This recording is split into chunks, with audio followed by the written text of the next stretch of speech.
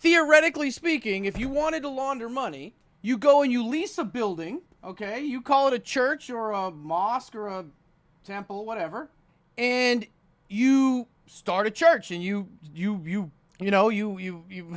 in that moment, he had a decision to make. Theoretically, you just do it, and you apply for nonprofit as a church, and you go up and you preach every day, and you get people.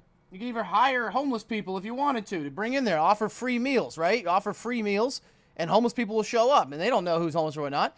And then what happens is the IRS is not allowed to tax you any donations. For every $5 you get in donations to the church, you wash in $10. So it looks like you have a $25 donation times whatever amount. And then when you go and deposit that into the bank, they can't ask questions as long as it's not like a crazy amount, as long as it's like $1 million a day, right? And then what you do is the church then pays the pastor pretty decent fucking salary, pretty high considering. And then the church then buys assets to help spread the word, like a fucking plane and a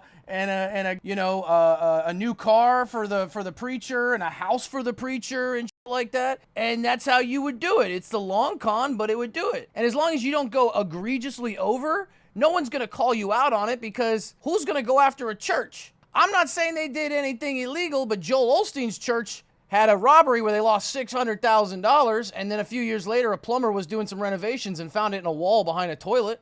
Technically, a church is the best way to launder money.